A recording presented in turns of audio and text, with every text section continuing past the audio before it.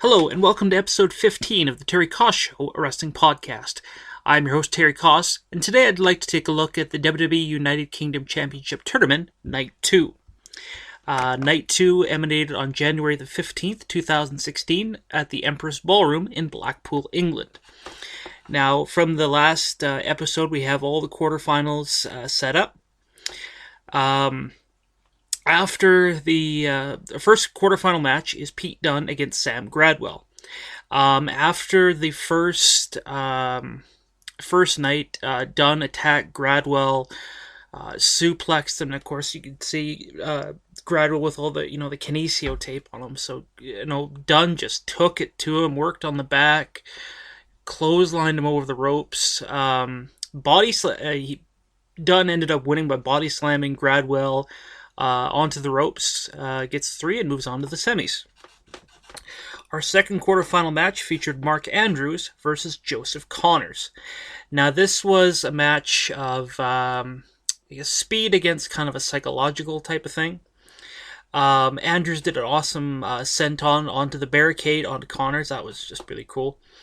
Andrews ended up winning. Connors went for a suplex.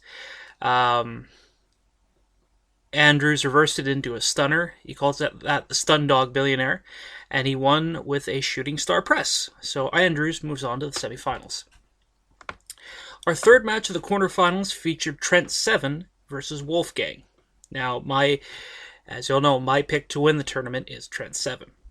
Wolfgang did an awesome moonsault from the barricade. They were outside, did an awesome moonsault on the barricade onto Trent Seven.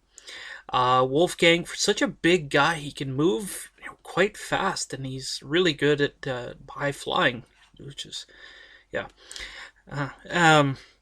Wolfgang went for a moonsault from the second rope, but got caught by the knees of Trent Seven.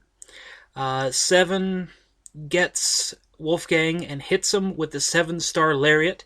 Only gets 2. Wolfgang wins the match with the Howling, which is his version of the Swanton Bomb, and moves on to the semifinals. So my pick to win the tournament is out. Excuse me. Our fourth match of the quarterfinals featured Tyler Bate up against Jordan Devlin. Both these guys matched about the same in height, about the same in weight. Of course, Bate being the youngest member of the tournament. Devlin tries for a springboard off the ropes. Tyler Bate catches him, puts him in an airplane spin. Of course, that just dizzy knocks him out. Well, not knocks him out, but gets him dizzy enough. Tyler Bate ends up winning with the Tyler Driver 97, which is basically kind of looks like a butterfly suplex into a powerbomb. And he moves on to the semifinals. So our semifinals consists of Wolfgang against Tyler Bate and Mark Andrews against Pete Dunne. Our first match of the semifinals featured Mark Andrews against Pete Dunne. Andrews did this really cool spot in the match. He went for a moonsault on Dunne, and he hit a bit of an extra rotation, so he went kind of... It was really neat. Both brawled. Dunne is quite a brawler. Like, he just worked on Andrews, worked on the arm and on the whole match, and Dunne ended up winning with the better end, which is a pump handle slam into a flatliner. That is such a cool move. I don't know how that's such a cool move. He moves on to the finals. Our second match in the semifinals featured Tyler Bate against Wolfgang. Now, you'd think Wolfgang would have the advantage, Wolfgang being a lot bigger and having the weight advantage on Tyler Bate. Bate took it to him, Bate used everything in his arsenal.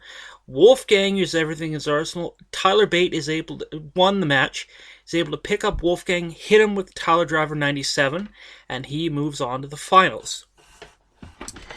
As Tyler Bate is in the ring celebrating, Pete Dunne comes and attacks him, just starts beating him up, throws him into the corner where he hits his shoulder, and then it looks like Tyler Bate won't be able to be in the tournament. So he's moved to the back, and the doctors are looking at him, and then Neville comes out. And Neville is just mad. He's like, first, I wasn't in the Cruiserweight Classic. Now I'm not in the United Kingdom Championship tournament. And the people in Blackpool are just behind Neville, just chanting his name, chanting his name, chanting his name. And so he wants a fight. Out comes Tommy End. Tommy End I have heard of. I believe he wrestled in ICW. Really good match. And holy man, is he a striker.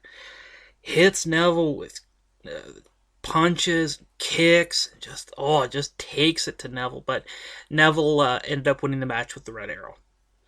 All of a sudden we have Finn Balor come out. Really puts over WWE, and the Scottish wrestling scene is really grateful for what the WWE is doing, showing a spotlight on the wrestling of the United Kingdom, and it's a really wonderful speech.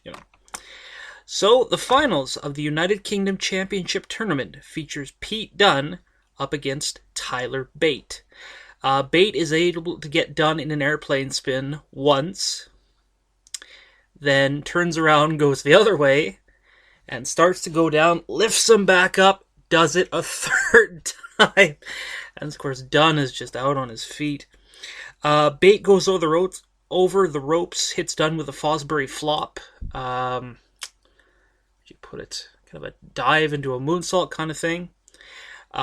Hits a 450 on Dunne, only gets 2. Dunne is able to hit Bate with the bitter end and only gets 2. I was surprised that Dunne was able to kick out of that. Like, that was just nuts that he was able to kick out of the bitter end. Tyler Bate ended up winning with the Tile Driver 97 and became the first WWE United Kingdom Champion. So congratulations goes out to Tyler Bate. Be interesting to see. As soon as the match is over, Fit Finlay, who is in the crowd, of course, British wrestling legend, WWE wrestling legend, William Regal, Finn Balor, and Triple H come out to congratulate him. They put the title around him, and of course, Bate is just so proud, to be the first WWE United Kingdom champion. It'd be interesting to see where they go from here. I'm sort of thinking when the Cruiserweight Classic was done, the Cruiserweights went to Raw. So I'm sort of thinking that the United Kingdom guys will go to SmackDown to kind of even out the title picture. Because Raw has the Universal Championship, the United States Championship, the Women's Championship, the Raw Tag Team Championship, and the Cruiserweight Championship. SmackDown Live has the WWE Championship, the Intercontinental Championship, the SmackDown Tag Team Championship, and the SmackDown Women's Championship. So it's kind of it's unbalanced. It's 5 belts to 4. So I'm thinking the Cruiserweights, the United Kingdom guys could end up going on SmackDown Live. Now, whether the United Kingdom title will only be contested with guys from the United Kingdom, or if anyone can contest for it, I don't know. At this point, they haven't really, said or anything. So Triple H had said something in the press conference before the tournament even started, that they would produce a show in England, and so it'd be interesting to see if that kind of turns out like 205 Live, where it just features the United Kingdom guys. Be interesting to see if any of these guys come back. Match of the night. Oh man, that's a tough one. Well, let's say match of the quarterfinals. I would say that one would have to go to Trent Seven and Wolfgang. That would be the match of the quarterfinals. Best match of the semis would be, I'd say, Mark Andrews against Pete Dunne. So awesome to see Andrews, win in the first round and the quarterfinals, because in TNA I had never ever seen him get a win. Maybe some of you TNA fans, maybe he did win, I don't know, but I never actually saw him get a win. So it was really cool for him to go this far in the tournament and actually, win a couple of matches.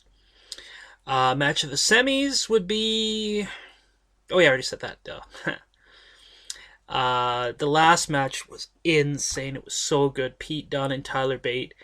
If you don't know these guys, check them out. Dunne is called, well, he calls himself the Bruiserweight. This little guy who just goes at it like a pit bull. Like it's insane. He's so good. And Bate, he's 19, but he looks older than he is, and he's got a lot of cool moves. You can see the old. Well, not much old, but the British style, in his wrestling, technical moves, submission moves, that kind of thing. And I thought this was a great tournament. I thought this was a really cool idea by the WWE to put this together, to show to showcase the United Kingdom, England, Ireland, Scotland, and Wales. And we got introduced to some new competitors. Some of these guys I've heard from before. Was really impressed with Wolfgang. I had heard of him in ICW, never actually seen him wrestle, but he surprised me with how fast and agile he is. I became a fan of Wolfgang. And I became a big fan of Tyler Bate as well. Bate and Trent Seven wrestle on the, well, I guess you call it the British circuit as Mustache Mountain. They're the current Chikara Campeonatos de Parejas, so it'll be interesting to see if they'll drop those belts and, Bate just go into the, well, of course he would go to the WWE. He's the WWE United Kingdom Champion. Really like the belt design. It's really cool. It's different from all the other championships, because the Universal Championship, the WWE Championship, Women's, Raw Women's, and the SmackDown Women's Championship all look the same. United Kingdom has a different feel to it. It looks really, really cool, and I thought this was a great tournament. If you do have the network, I suggest check it out both nights. Really awesome.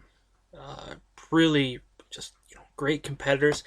The crowd, oh my gosh, I love the British crowd. I just cannot say enough good about them.